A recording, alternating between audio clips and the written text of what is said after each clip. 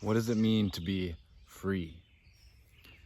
Seeing as it's the 4th of July, it kind of inspired me to contemplate on freedom. And I'm not talking about freedom on the country-wide level. As far as I can tell, countries are giant open-air prisons. If you don't believe me, try and walk across the border and tell me you aren't in a prison. And if we want that to change, if we want to move beyond that, it's going to have to start at the individual level. When we individually change our frequencies, then we can affect the collective in a broader way. So what does it mean to be free on the individual level? Well, from what I can tell, there are 3 different identifications that trap us. You can say there's 7, you can say there's 12. For the simplicity of this short video, let's just say there's 3. We have the body, our emotions, and our mind.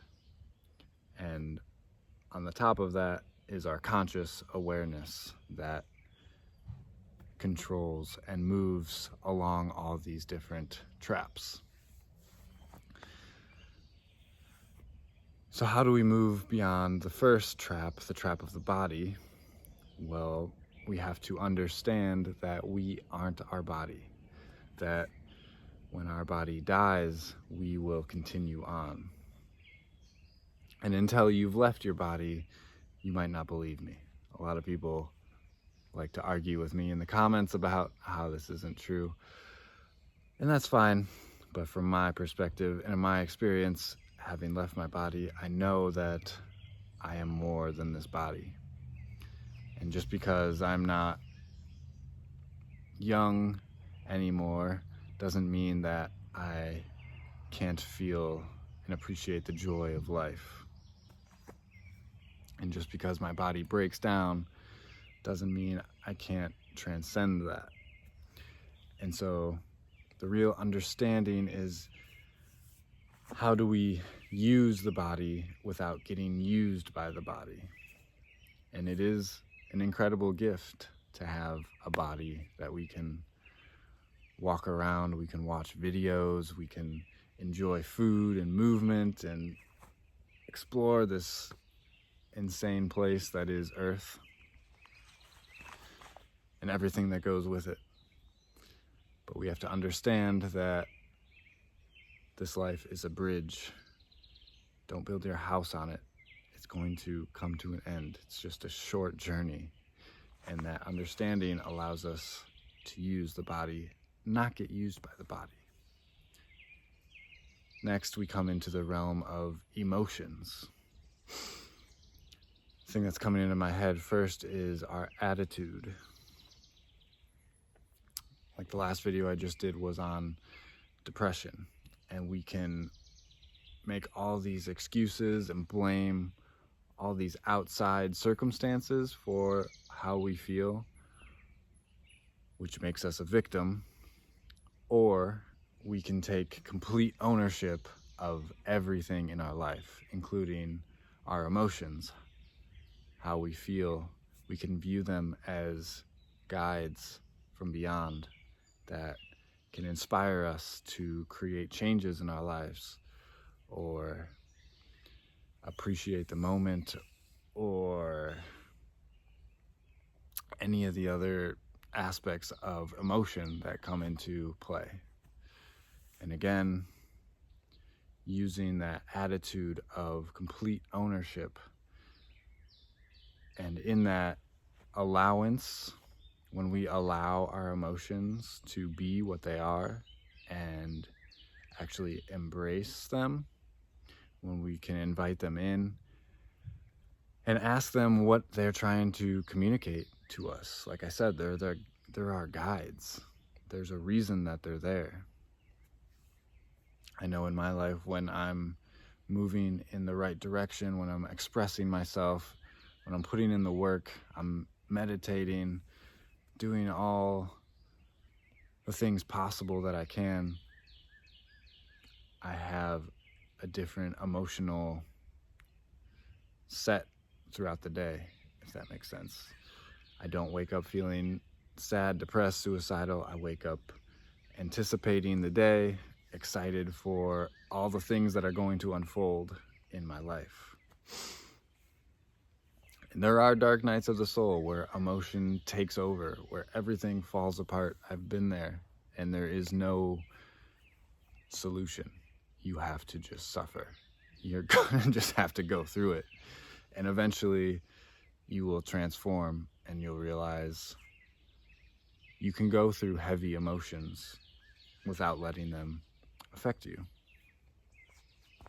Next, we come into the realm of thought.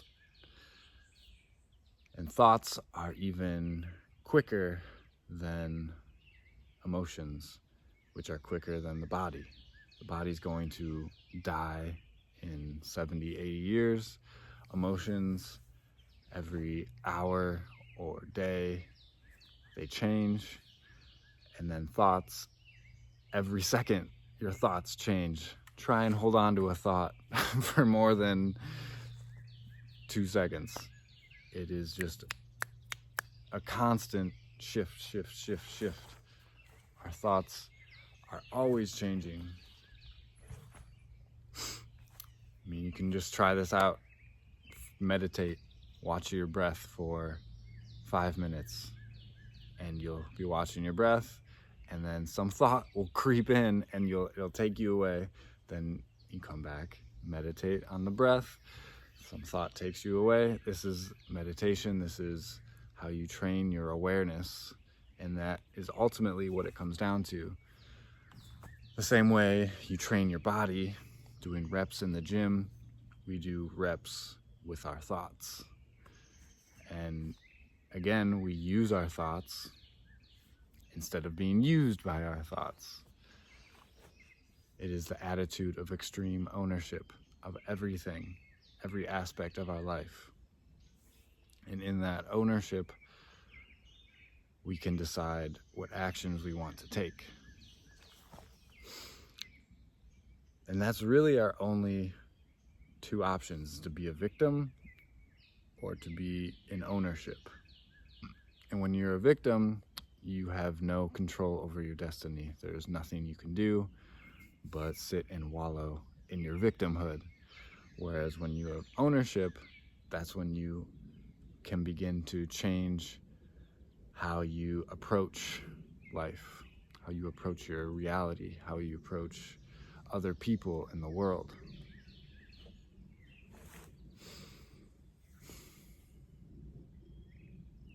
There's a beautiful story about freedom.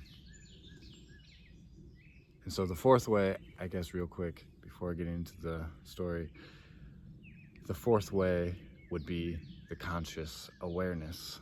By using your consciousness, which is who you are at your core, that will never be taken from you. It is in the trees, it's in the planets, it is in the air, in the wind. This consciousness is who you truly are. And we just think we're separate. So you can tap into that, and that is what allows you to move beyond the body, beyond the emotions, and beyond the thought. And that's where, again, you come into these practices and all these meditations that you get a taste of that. So the story, have you ever heard of how a dragonfly becomes a dragonfly?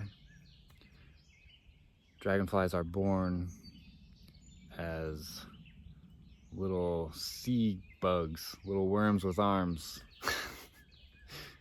in a pond, let's say.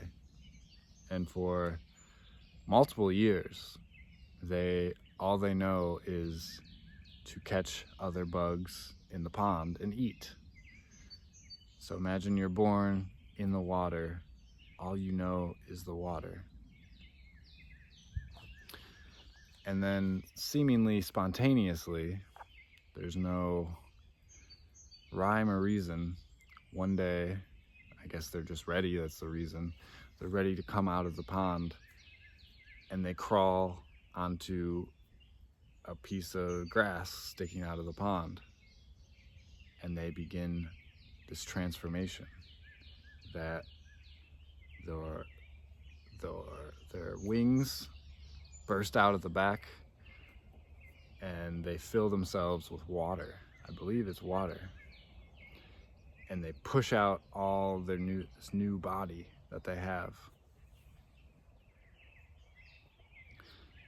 And now they have this completely different reality that they're living in, where they can fly and they can do all the dragonfly things in the air. And this is what it means to be free, when we can go from this lower experience where we're basically mechanical, when we're stuck in our body and our thoughts and emotions. We're stuck in this lower way of being. Everything is mechanical. There's nothing beyond it. And eventually we climb out of this way of being and we begin to embody this free new way of being, where we can fly and we can go into all these different directions and this whole new experience of reality that we didn't even know was possible. We were born in this old way of being. Probably I thought that was going to be my life entirely, and then I had a mystical experience that allows me to see this whole new way of being. And then that awakening, you begin to integrate all these lessons and experiences so you can ultimately embody this mystical experience, and you change your reality. It will forever be changed. And you know what freedom is. Because the truth is, you are free right now. You just might not think you are. And until you know you're in prison, you are never going to escape from prison. The first thing to escape from prison is to know that you're in prison. So if you found this video and you're still listening, then you are ready. You've heard this message for a reason, and you're on your way to freedom if you haven't already embodied that. I love you. Ciao.